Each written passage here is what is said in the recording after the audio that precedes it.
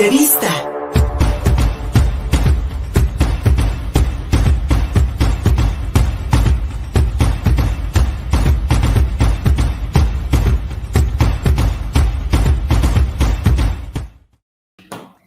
Vaya que tenemos varios ingredientes para hacer un cóctel molotov de la economía. Mi querido Javier Cobos, bienvenido, muy buenos días. Como siempre es un gusto recibirte aquí los viernes.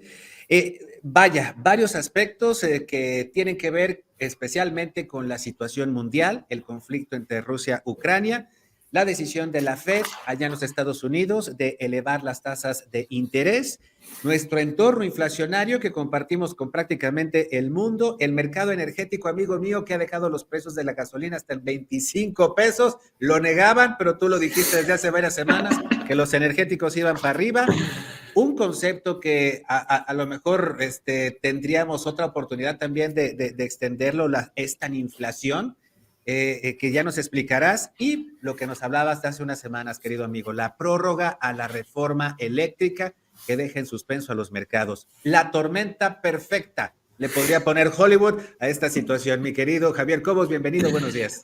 ¿Qué tal, Luis Fer? Qué gusto escucharte. Muchos saludos a todo tu auditorio, a tu equipo y a ti, por supuesto, con mucho cariño. ¿Cómo están? ¿Bien? Perfectamente, amigo. Excelente. Pues sí, lo has descrito muy bien.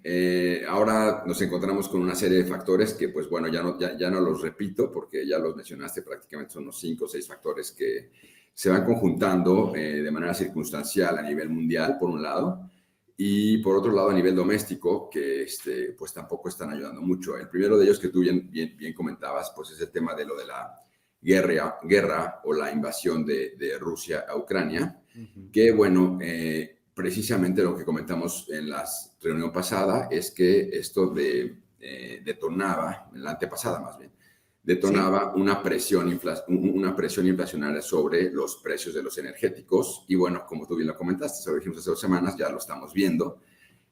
Por más que se decía no va a pasar, ¿te acuerdas que lo comentamos acá? Te dije va a pasar, y pues ya está pasando. Se necesitaba nomás hacer un poco de análisis y un poquito de lógica para saber que esto iba a suceder. ¿Cuáles son los 3 principales factores que tienen que ver con el tema de la invasión de Rusia a Ucrania? Uno, que habíamos comentado también la vez pasada, es la relación de interdependencia tan fuerte que tiene el gobierno ruso del gobierno ucraniano por la posición estratégica en términos geopolíticos, dado que Europa compra alrededor del 45% de su gas de Rusia. Y por otro lado, Rusia depende en términos de sus ingresos nacionales, de sus ingresos en su presupuesto federal nacional, entre un 60 y un 70%, por lo cual no tiene tan fácil la medida de cerrar la llave, porque al momento en el que la cierre, pues Rusia se empieza a quedar sin esos ingresos. Y de hecho, a medida que han venido dándose estas sanciones comerciales en términos de cese de intercambio de ciertos productos, entre ellos chips, diamantes, una serie de productos que consume Rusia, digamos, el hemisferio occidental le está cerrando las puertas como medidas de sanciones económicas para que cese el fuego en Ucrania antes de entrar en un conflicto bélico ya desde el punto de vista de la OTAN, de todo el hemisferio occidente, contra Rusia, porque como habías comentado acá, pues sí se iba a armar muy complicada, y por eso es que no han querido dar ese paso, con mucha razón, porque como ya comentamos acá, hubiera sido o podría ser muy peligroso, no solamente para Ucrania y para Rusia, sino para el mundo entero, porque ahí ya estamos hablando de armas nucleares, y entonces ya es un escenario como que muy peligroso. Los 3 grandes factores que hemos comentado: el primero, bueno, la interdependencia; el segundo es el control que en su momento quiso tener la OTAN sobre Ucrania. Eso le causó mucho escozor al presidente de Rusia, dado que en últimas ocasiones ya el presidente de Ucrania ha dicho no, yo no dependo de la OTAN, yo no me voy a unir a la OTAN. De todas maneras, la OTAN tenía ciertas restricciones institucionales para poderlo tener a bordo, y no iba a suceder, pero ante ese temor Rusia sí estaba como que un poquito nervioso, ¿no? Y el tercer factor que estábamos comentando sobre este tema de la invasión es el ducto que estaba haciéndola, digamos, de bypass o de paso independiente de los ductos que pasan por Ucrania, que se llama Nord Stream 2, que iba a suministrarle este energético a Alemania directamente y que Alemania pues le puso un alto, ¿no? Precisamente a raíz de la invasión rusa. Ese es el primer factor, el tema de del conflicto armado a nivel internacional, que, como comentamos acá, presionaría en su momento los precios de los energéticos al alza y hoy en día pues ya lo estamos viendo. El segundo factor que tú comentabas es el entorno inflacionario que se ha venido incrementando en el mundo, la canasta básica, la inflación ha venido incrementándose en el mundo en los últimos meses, últimamente con mucho mayor razón precisamente a raíz del conflicto bélico, y en consecuencia lo que hizo la Fed es como el Banco de México, como el Banjico, pero en Estados Unidos, es la Reserva Federal de Estados Unidos. Su papel, así como el de Banco de México, es el control de la inflación.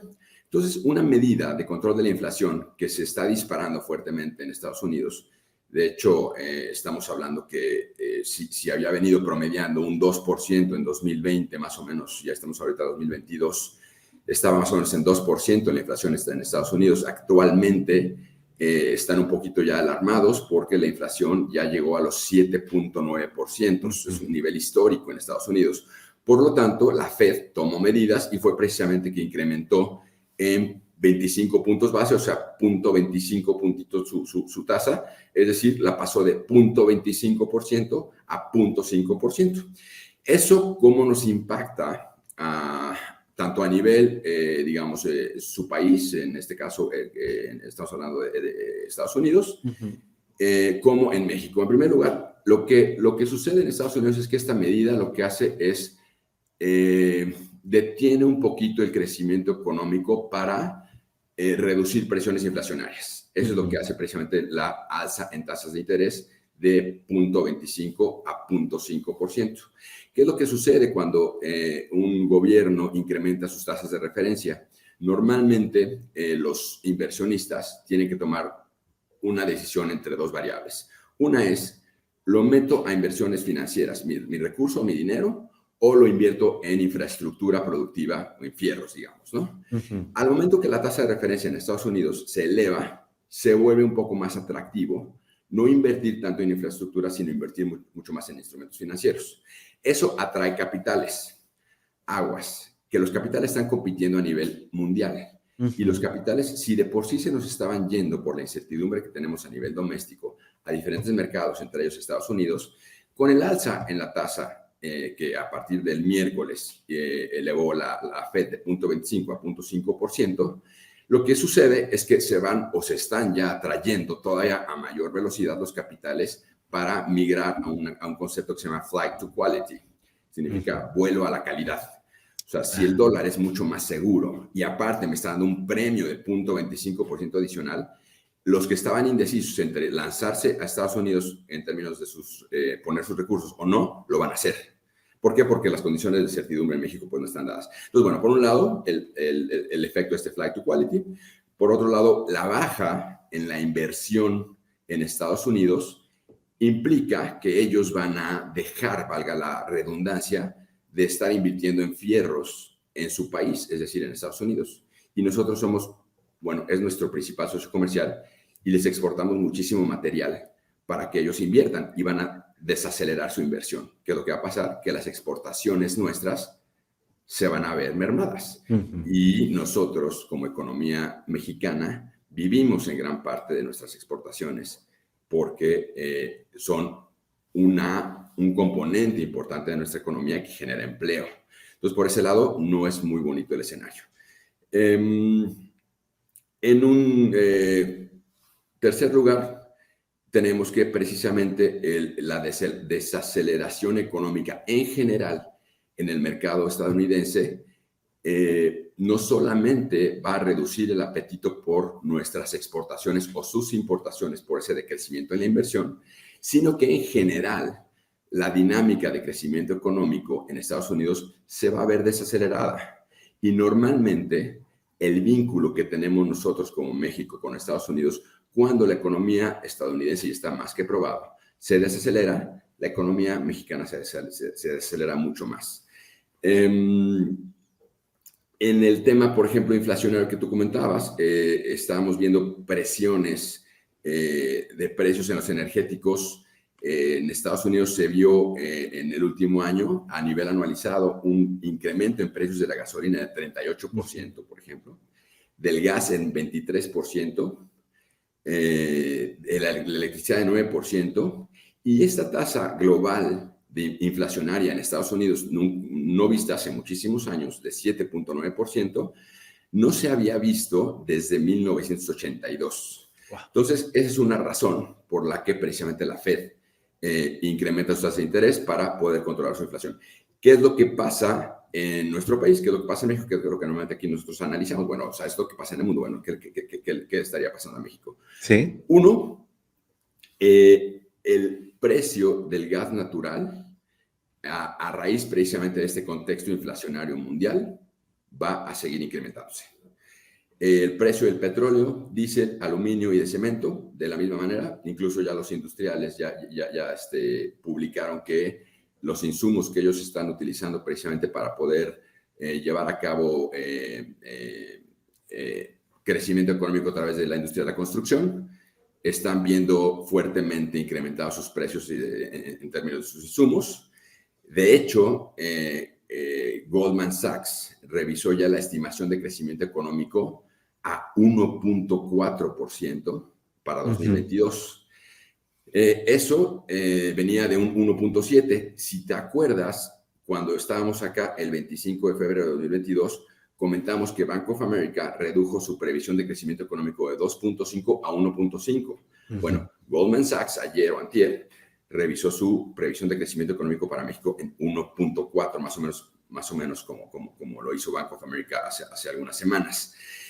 ¿A qué atribuyó en su momento Bank of America su decrecimiento en su estimación para crecimiento económico de México? Fundamentalmente a la incertidumbre institucional y en particular a la incertidumbre que está generando la reforma energética. Exactamente. Lo dijo.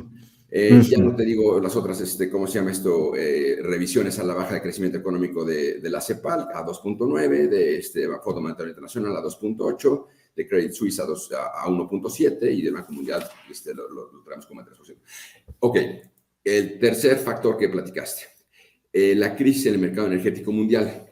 Habíamos platicado acá que cuando un bien se escasea, exacto, dado que existe la misma cantidad de compradores de ese bien y existe menos disponibilidad de tal bien, lo que sucede es que el precio se ajusta y el mercado, al momento de que se retrae o se contrae la curva de la oferta, lo que sucede es que el reflejo en el mercado es un aumento en precios.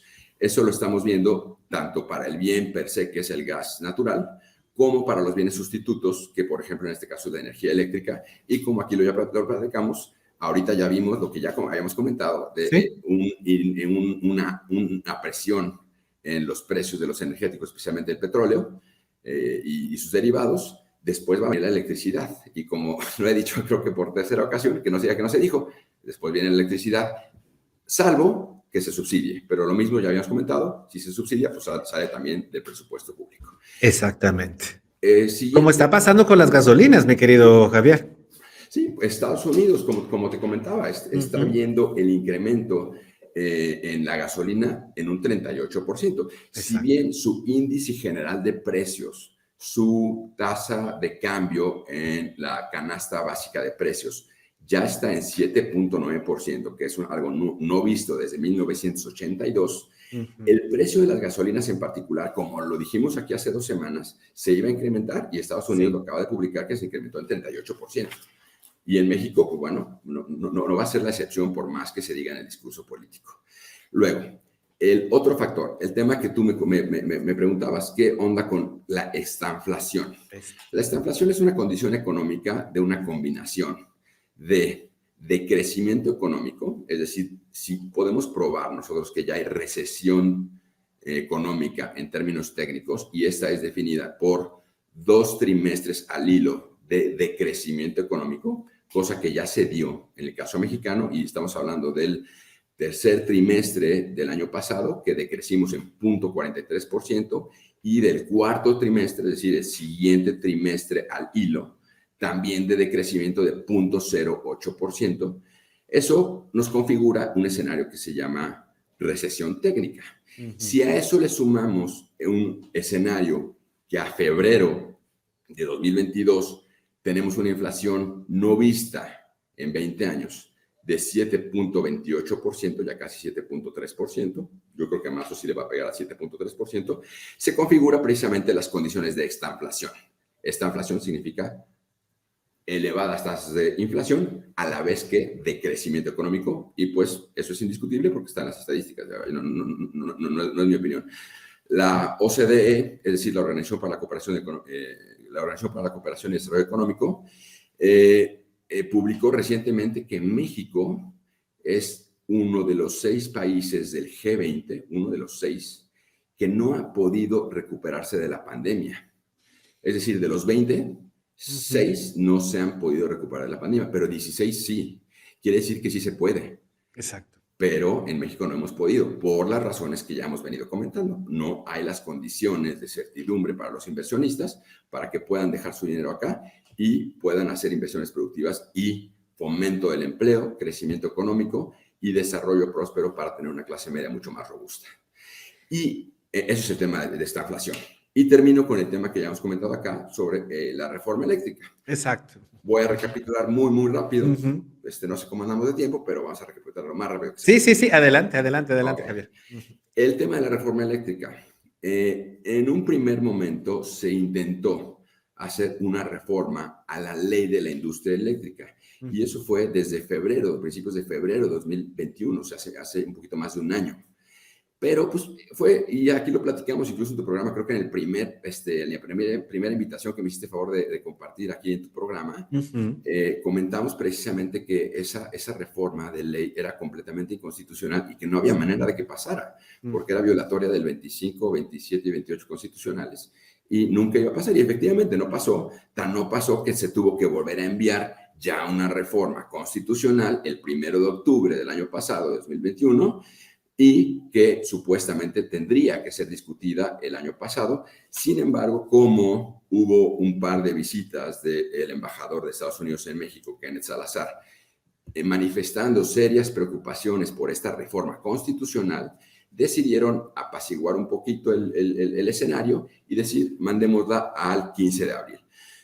Y, ¿por qué no? Hacemos unos foros, hacemos unas discusiones, se llevaron a cabo durante esta primera parte del año, alrededor de 68 foros, como comentamos la vez pasada, 170 ponentes en el Congreso, discutieron los pros y contras de la reforma eléctrica y recientemente, mediante un oficio enviado el 2 de marzo de 2022, firmado por la Comisión de Puntos Constitucionales a la Cámara de Diputados, pidiéndole una prórroga adicional para que nos vayamos a... el término que normalmente se solicita en este tipo de prórrogas son 90 días más. Si estábamos pensando en dictaminarla el 15 de abril, dado que las fechas de 15 de abril están muy pegadas al tema de la revocación de mandato y el impacto de una reforma eléctrica, como venía, era un inminente incremento en precios de los energéticos, en particular de la electricidad, y eso le iba a pegar directamente al bolsillo de los mexicanos. Y en esa misma semana, esos mismos días, se iba a hacer el ejercicio de revocación de mandato, pues no era nada conveniente. Entonces lo que se hizo fue patear el balón un poquito más adelante y se pidió esa prórroga, tanto que el presidente de la Junta de Coordinación Política, Rubén Moreira, dijo que sí, efectivamente la prórroga va, de acuerdo al oficio recibido el 2 de marzo de 2022, y que pide una alternativa distinta a la enviada originalmente por el Ejecutivo. ¿Qué implicaciones tiene esta reforma enviada inicialmente por el Ejecutivo? Uno, lo que hemos platicado de incrementos en los costos de producción de electricidad por encima del 50%. Más o menos por ahí va el incremento de emisiones de CO2, de dióxido de carbono a la atmósfera, incumpliendo tratados o acuerdos como el Acuerdo de París, por ejemplo, e incumpliendo ciertos también, ¿cómo se llama esto?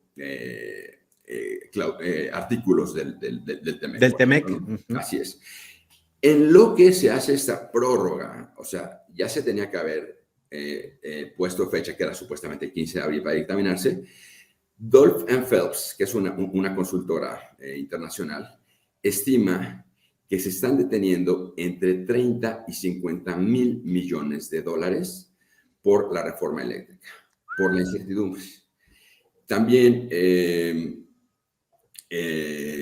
se ha estimado que se están perdiendo alrededor de 3 mil millones de dólares en inversiones en energía eólica. Ya traemos hay 53 mil millones de dólares parados en lo que se decide si la reforma eléctrica va o no va en los términos en los que fue enviada. Afortunadamente, si se le puede llamar así, recientemente, en esta semana precisamente, el diputado que es coordinador de la bancada de Morena, el poblano Ignacio Mier Velasco, sí. Exactamente, él aceptó que la iniciativa constitucional en materia eléctrica debería de tener modificaciones. Vaya.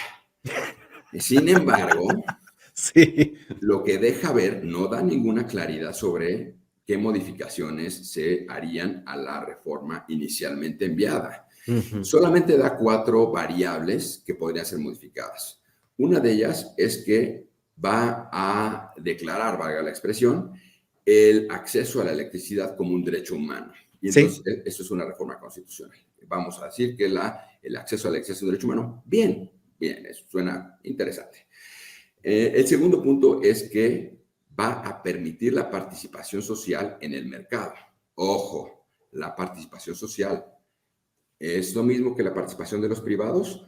Hoy por hoy los privados están restringidos al 46% del mercado, cuando tenían el 100%. Ajá. Entonces, en lo personal no me da mucha certeza que me digan que se va a permitir la participación del sector social.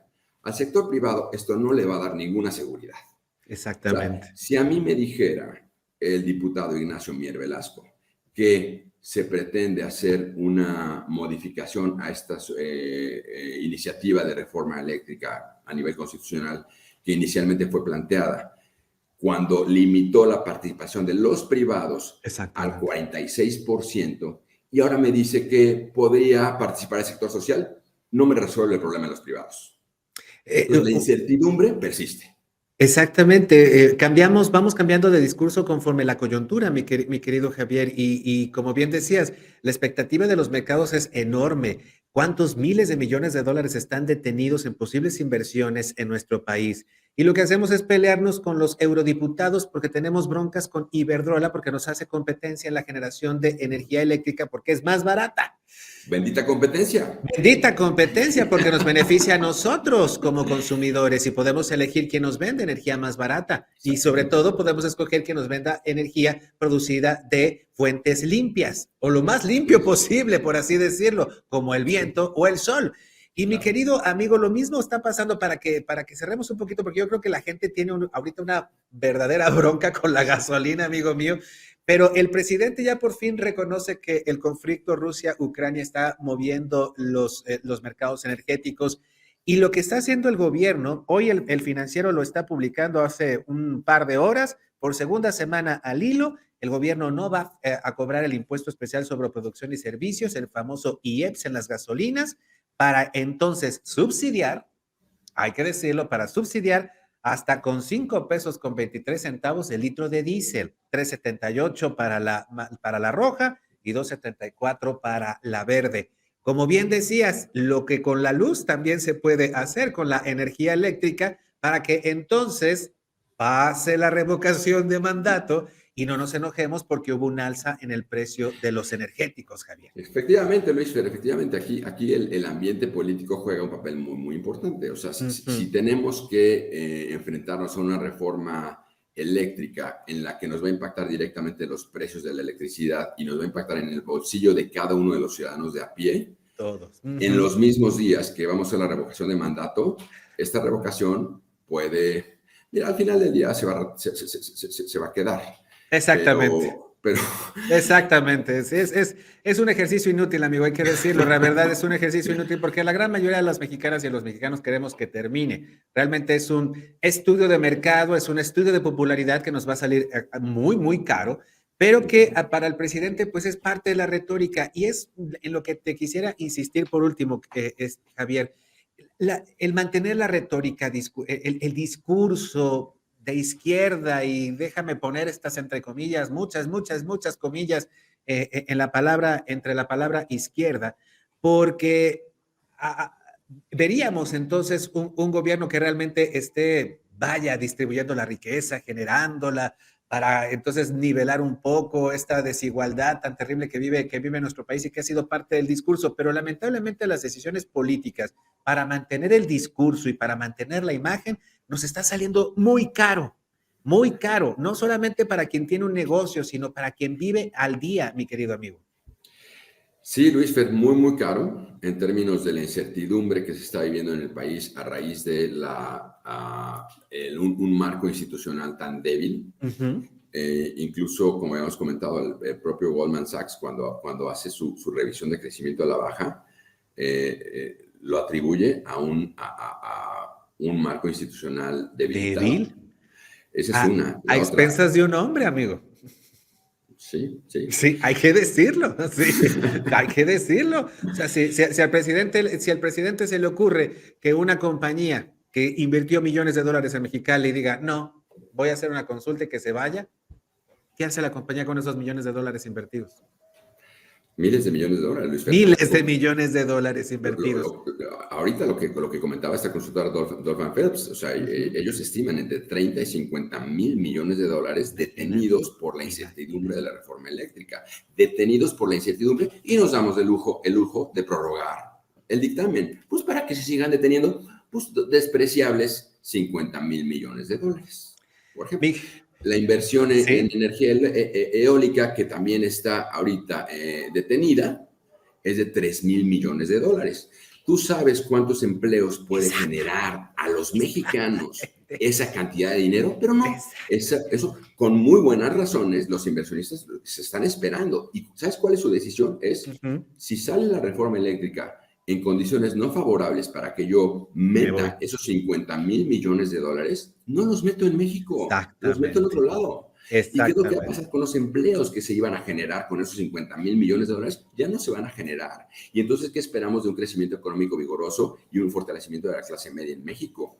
¿De dónde? ¿De dónde? Sí, esta incertidumbre, ¿por qué no la prolongamos otro rato y hacemos una? Porque como las condiciones políticas no están dadas, diría el diputado Mier, entonces, pues la prolongamos y dejamos las inversiones que ahí se esperen. Total, sí, la prolongamos. Igual mañana los inversionistas deciden salirse. ¿Sí? Que se aguante la gente, mano, no hay bronca, que aguanten, se aguantan ya un montón, que aguanten otro rato más sin trabajo, sin buenos salarios. Sí, mi querido Javier Cobos, la tormenta perfecta, ojalá, mira, los capitales tienen la posibilidad del fly to exit. Pueden volar hacia fly to quality, o fly to exit, o fly to, eso pueden hacer los capitales, volar hacia la calidad. Los ciudadanos no podemos volar hacia eso. Aquí estamos amarrados. Javier Cobos, muchísimas gracias, mi querido amigo. Te buscamos allá en tus redes sociales para no extrañarte una semana. Muchas gracias por estos comentarios. Gracias a ti, Luis Fer. Un saludo a ti, a todo tu equipo, por favor, con mucho cariño, y nos vemos aquí el viernes que entra. Gracias, recibe un abrazo. Pausa y seguimos contigo, Puebla, a través de YouTube, de Facebook y de Twitter. Regresamos. Síguenos en Facebook y en Twitter. Estamos contigo, Puebla.